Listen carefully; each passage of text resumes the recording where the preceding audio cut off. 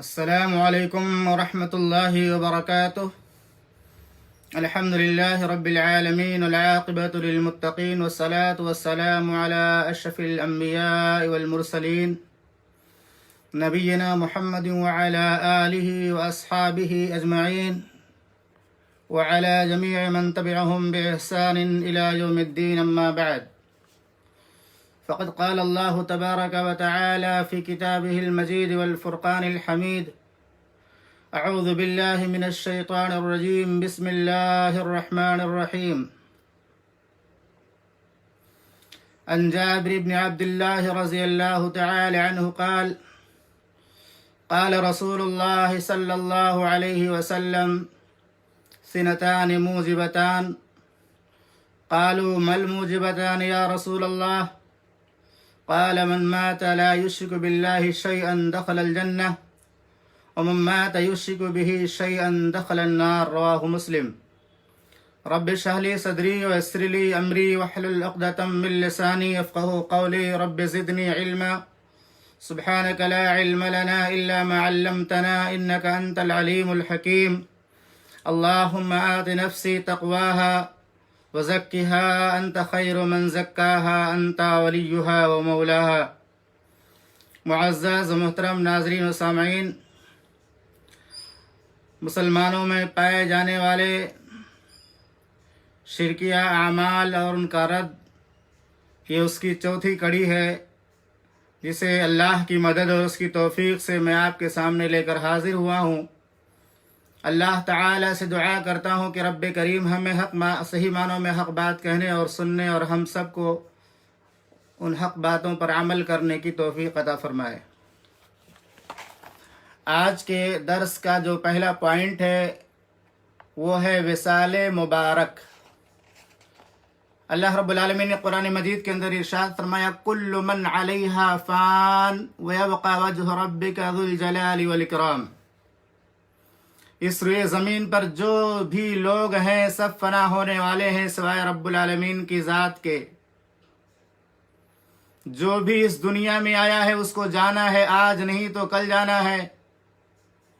شاعر کہتا ہے: موت سے کس کو رستگاری ہے، آج اس کی تو کل ہماری باری ہے۔ تو موت اور وفات ایسی چیز ہے جس سے کسی انسان کو چھٹکارا نہیں ہے، کسی انسان کو نجات نہیں ہے۔ اللہ رب العالمین نے ارشاد فرمایا: کل نفس ذائقۃ الموت وانما توفون اجورکم یوم القیامہ۔ تم میں سے ہر شخص کو موت کا ذائقہ چکھنا ہے، اور قیامت کے دن تم کو تمہارے اعمال کا پورا پورا بدلہ دیا جائے گا۔ تو جس کی بھی وفات ہو اس کے لیے وفات ہی کا لفظ استعمال کرنا چاہیے، انتقال کا لفظ استعمال کرنا چاہیے، یا اسی طرح سے موت کا لفظ استعمال کرنا چاہیے۔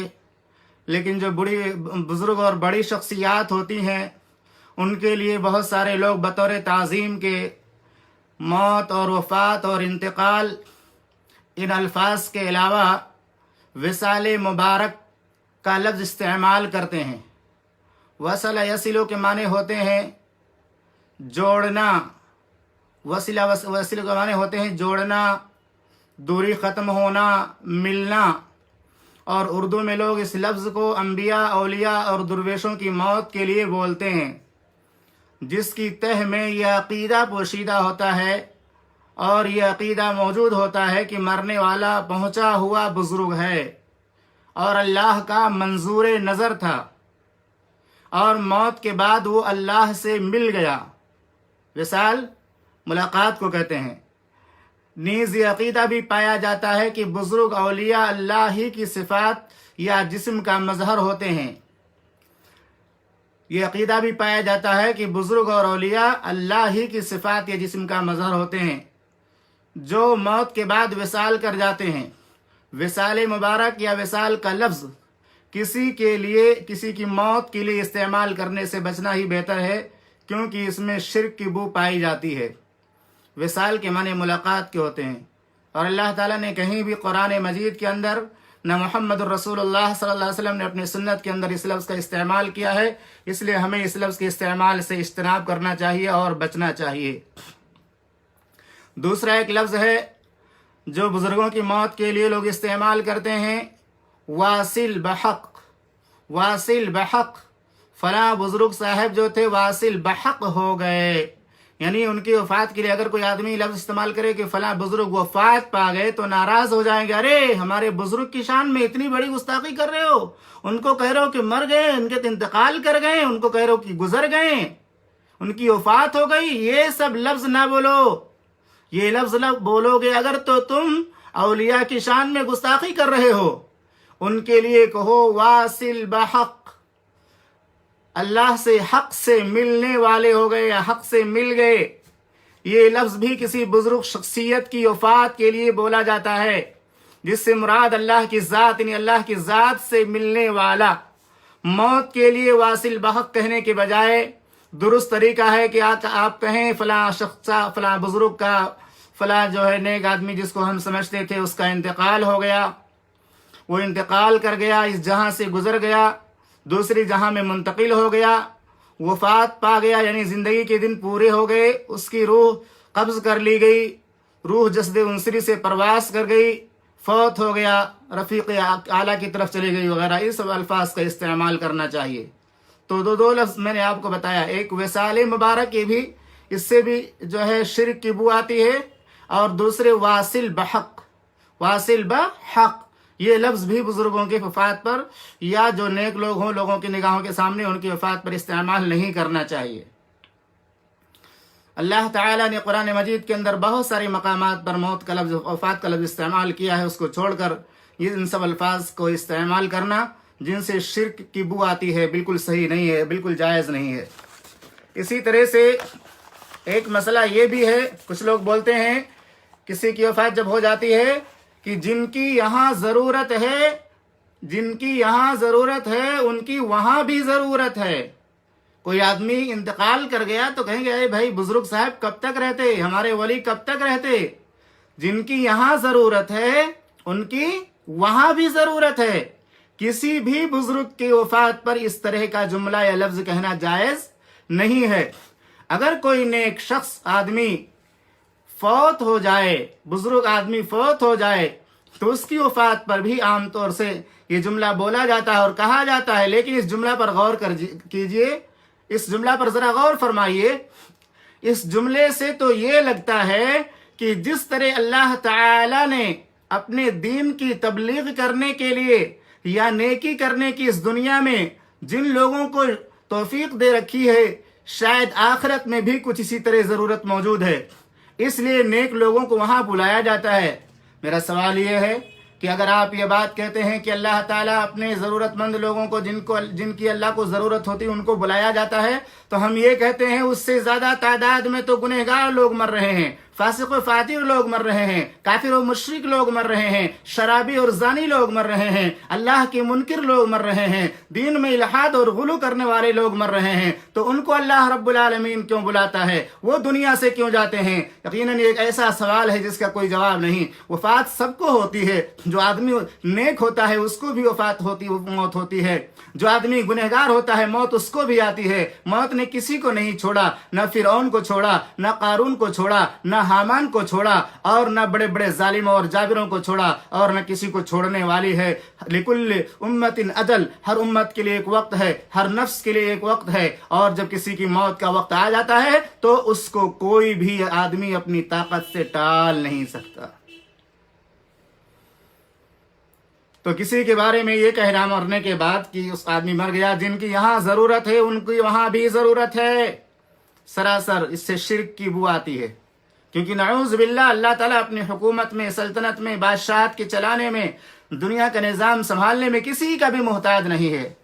قل الحمد للہ الذی لم یتخذ ولدا ولم یکن له شریک فی الملک ولم یکن له ولی من الذل وکبرہ تکبیرا۔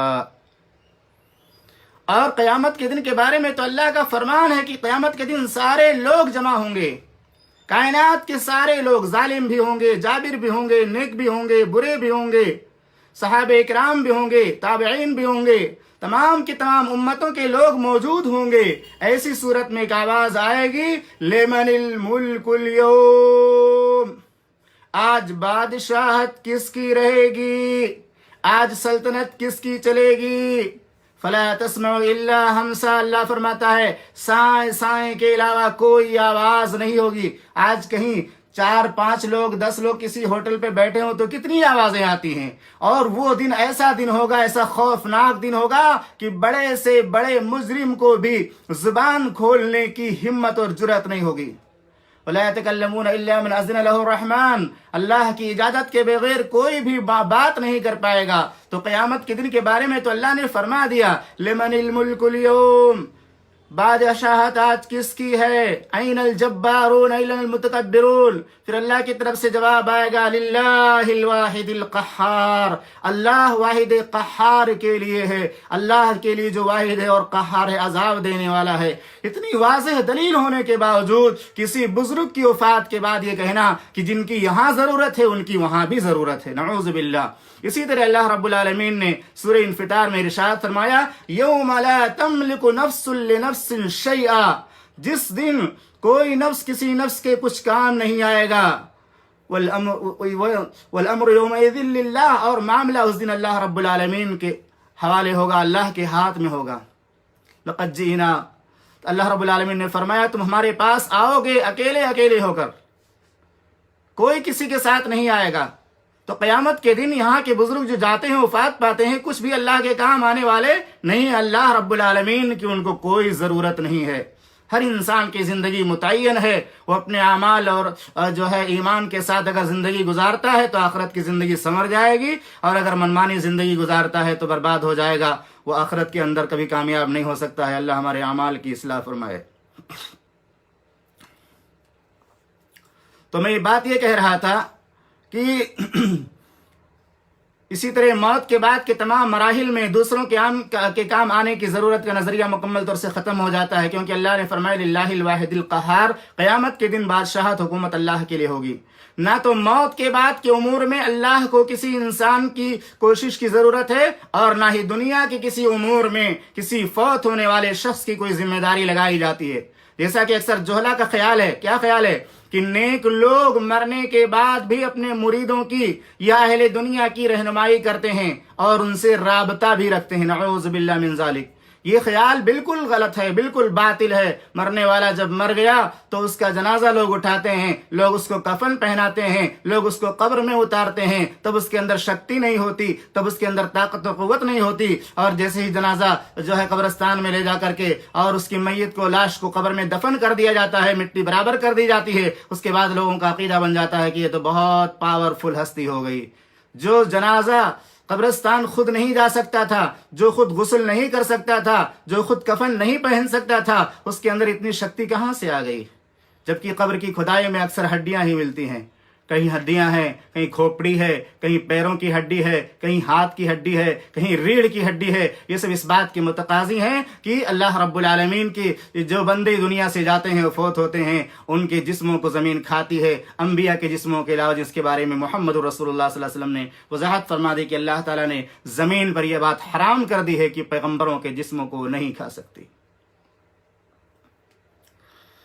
قبر کی دنیا سے کوئی، جیسی طرح سے کہتے ہیں کہ مرنے کے بعد ہر شخص کا کسی بھی قسم کا تعلق منقطع ہو جاتا ہے، اور قبر کی دنیا سے کوئی خبر، کوئی پیغام، کوئی فیض، کوئی مدد، کوئی سنوائی جو ہے، اور کوئی فریاد رسی قطعاً نہیں آتی۔ قبر کی دنیا سے، یعنی آدمی قبر میں پہنچ گیا تو اب قبر میں رہ کر کے اپنے جو ہے مریدوں کی اور اپنے ماننے والوں کی وہ کوئی مدد نہیں کر سکتا، نہ ان کی باتوں کو سن سکتا ہے۔ اللہ رب العالمین نے ارشاد فرمایا انک لا تسمع الموتى، اللہ رب العالمین نے وضاحت کے ساتھ فرمایا کہ آپ جو ہے مردوں کو نہیں سنا سکتے، وما انت بمسمع من فی القبور، اور جو قبروں میں ہیں ان کو بھی آپ نہیں سنا سکتے، وہ آپ کی بات آپ کے سنانے پر نہیں سن سکتے۔ ان اللہ یسمع من یشاء، اللہ تعالیٰ جس کو چاہتا ہے جب چاہتا ہے سنا دیتا ہے، لیکن بندوں کے اندر یہ اختیار نہیں کہ اپنی بات کو جب چاہیں، جس وقت چاہیں، کسی بھی مردے کو سنا دیں۔ اللہ اکبر۔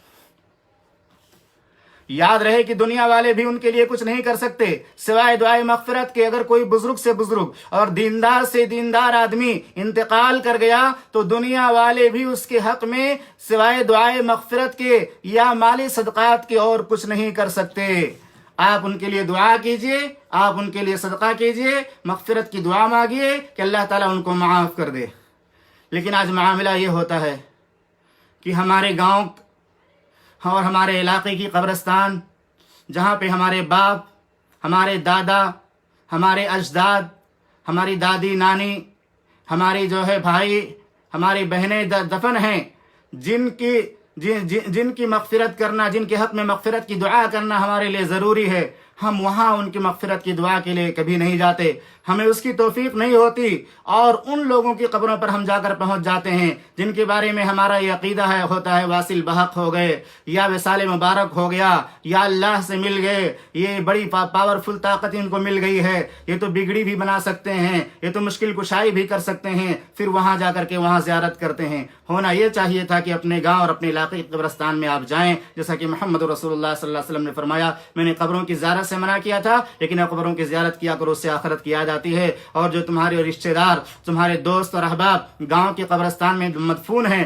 ان کے لیے بخشش اور مغفرت کی دعا کرو، چاہے والدین ہوں، چاہے دادا ہوں، چاہے دادی ہوں، چاہے نانی ہوں، چاہے تمہارے دوست اور احباب کوئی بھی ہوں، ان کے حق میں اگر اہل توحید تھے وہ دنیا میں، تو ان کے حق میں آپ دعائے مغفرت کیجئے، اس سے فائدہ ہوگا۔ لیکن آپ اور ہم گاؤں اور علاقے کی قبرستان میں جانا پسند نہیں کرتے، اور اگر وہاں کوئی جاتا ہے تو بہت سارے لوگ کہتے ہیں اس پر جنات کا سایہ ہو گیا ہے، اس پر شیطان کا سایہ ہو گیا، دیکھو یہ مغرب بعد یا ظہر بعد یا عصر بعد قبرستان میں بیٹھ کر کیا کر رہا ہے، جبکہ وہاں آخرت یاد کرتا ہے وہ، اور اپنے جو ہے دوستوں کے حق میں دعائے مغفرت کرتا ہے۔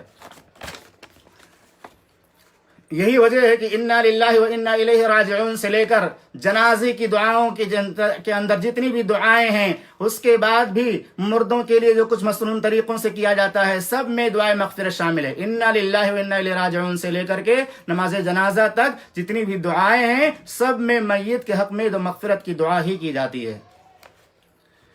اگلا جملہ ہے بندگی بجا لانا۔ بندگی بجا لانا یہ بھی کسی انسان کے لیے کہنا جائز نہیں ہے۔ بعض لوگ اپنے بزرگوں کو سلام کہنے کے بجائے بندگی کہتے ہیں، مراد یہ کہ میں آپ کی بندگی بجا لاتا ہوں۔ بندگی کا لفظ جو ہے اس کا معنی ہوتا ہے پوجا کا یا عبادت کا۔ بندگی کے معنی پوجا یا عبادت کے ہوتے ہیں، اور ہندوستان کے راجوں اور نوابوں کے درباروں میں یہ رواج تھا کہ ہر آنے والا تھوڑا سا جھک کر یا ہاتھ کو نواب یا راجا کی طرف بڑھا کر اپنے سینے کی طرف موڑ لیتا تھا، یا ہاتھ کو اپنے ماتھے پر رکھ کر جھکتا تھا اور ساتھ بندگی کا لفظ کہتا تھا۔ راجوں اور نوابوں کے یہاں سے یہ لفظ ہندوستانی تہذیب میں اس قدر عام ہو گیا کہ چھوٹے اپنے بڑوں سے جب ملتے تو سلام کہنے کے بجائے کہتے بندگی یا پھر آداب۔ جواب میں بزرگ دعا دیتے، جیتے رہو، خوش رہو، عمر دراز رہو، وغیرہ وغیرہ۔ دراصل بندگی کہنے والے اور بندگی کہلانے والے دونوں کے لیے ضروری ہے کہ اس شرک کے حامل لفظ اور شرکیہ طریقے ملاقات سے اجتناب کریں، کیونکہ بندگی کا لفظ صرف اللہ رب العالمین کے لیے جائز ہے، اور اس سے پہلے میں نے بتایا تھا کہ غلام یا لونڈی کو یا عبدی یا امتی نہیں کہنا چاہیے، اس سے اللہ کے نبی صلی اللہ علیہ وسلم نے منع فرمایا، کیونکہ بندہ آدمی اللہ ہی کا ہوتا ہے، کسی انسان کا کوئی بندہ نہیں ہو سکتا۔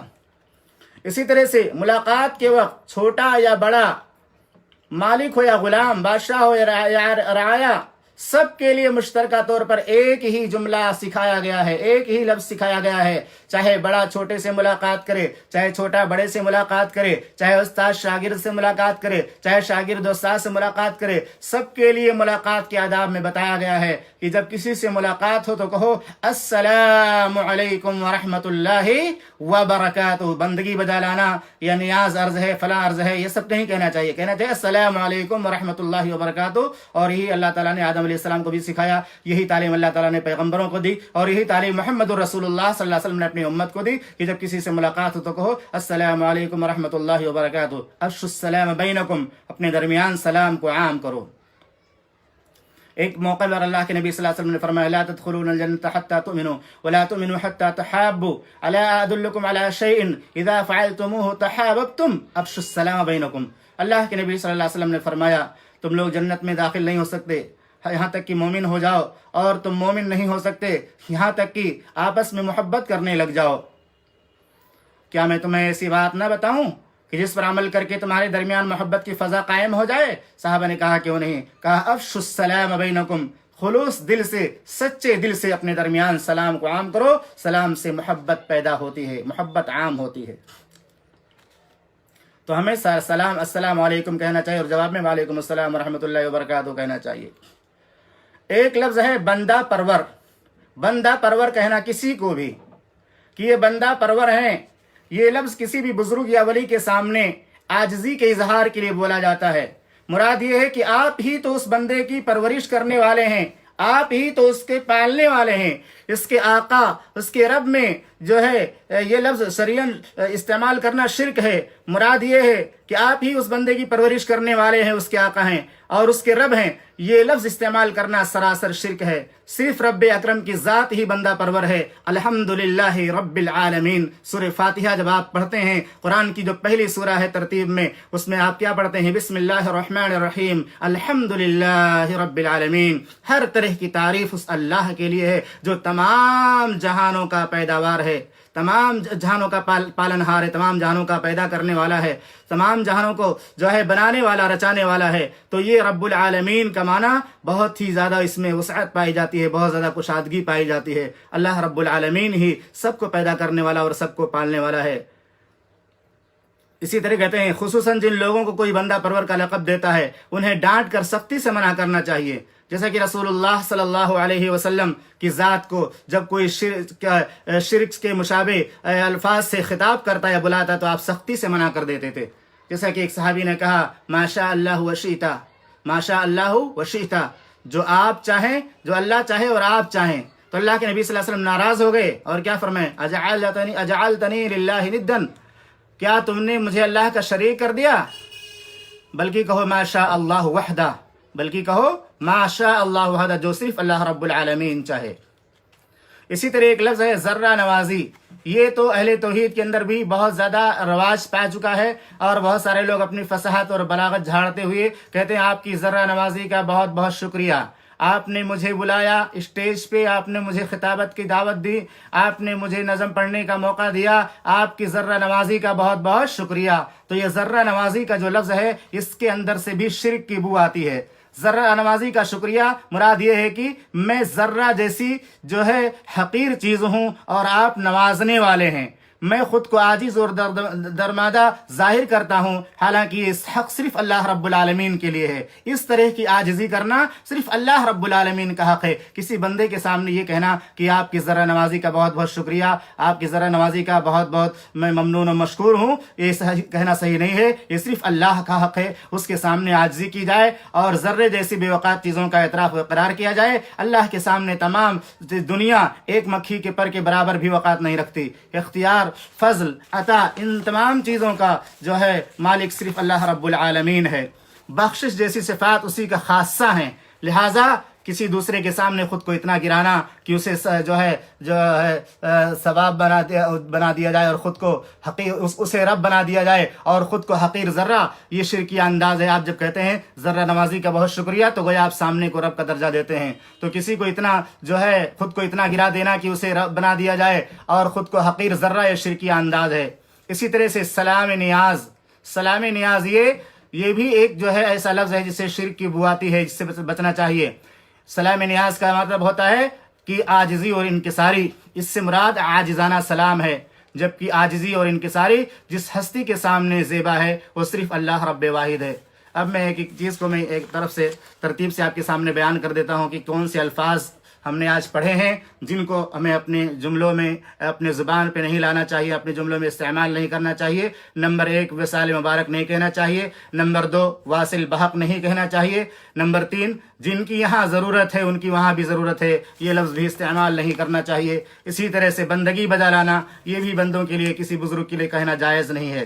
اسی طرح سے کسی بزرگ یا نیک اور جولی صفت انسان کے لیے بندہ پرور کہنا اور کہنا کہ یہ آپ کی بندہ پروری ہے اور بندہ پرور ہیں آپ، یا کسی کے بارے میں کہنا کہ آپ ذرہ نواز ہیں یا آپ کی ذرہ نوازی کا بہت زیادہ شکریہ، یہ کہنا بھی صحیح نہیں ہے۔ اسی طرح سلام نیاز کہنا بھی صحیح نہیں ہے، کیونکہ نیاز یہ عاجزی کے معنی میں، انکساری کے معنی میں آتا ہے، اور عاجزی اور انکساری صرف اللہ رب العالمین کے سامنے زیبا ہے۔ ہر طرح کی عاجزی اور انکساری ہمیں اللہ کے سامنے پیش کرنی چاہیے اور اللہ رب العالمین کے لیے جو عاجزی اور انکساری ہے وہ اگر ہم کسی غیر کے سامنے پیش کریں گے تو ہم جو ہے مجرم قرار پائیں گے. ویسے سب کی تعظیم اور عزت کرنا ضروری ہے، لیکن جو اللہ کی تعظیم ہے، اللہ کا مقام و مرتبہ ہے، اس کے جیسا تعظیم کرنا، یہ جو الفاظ اللہ نے اپنے لیے خاص رکھے ہیں ان الفاظ کے ذریعے دوسروں کی تعظیم کرنا یہ بالکل سراسر غلط ہے. اللہ تعالیٰ سے دعا ہے کہ رب العالمین ہم تمام مسلمانوں کو شرک اور کفر اور ہر طرح کی خرافات اور بدعات سے بچنے اور اللہ اور اس کے بندوں کے حقوق کو ادا کرنے کی توفیق عطا فرما. اے رب العالمین ہم گنہگار ہیں، ہمارے گناہوں کو معاف فرما. ہم سب تنگ دست ہیں، ہم کو خوشحالی نصیب فرما. ہماری رزق میں کشادگی پیدا فرما. اے اللہ ہمارے گھروں میں خوشحالی پیدا فرما. ہم سب کو حقیقی معنوں میں عبادت کی توفیق عطا فرما. عبادت میں، ایمان میں ہمیں لذت اور جو ہے اسی طرح سرور عطا فرما. اور ہم سب کو صحیح معنوں میں اس دنیا میں جب تک زندہ رہیں محمد کریم صلی اللہ علیہ وسلم کے اسوہ حسنہ کے مطابق زندگی گزارنے کی توفیق عطا فرما اور ایمان کے ساتھ موت نصیب فرما. آمین. وآخر دعوانا ان الحمد للہ رب العالمین. السلام علیکم ورحمۃ اللہ وبرکاتہ.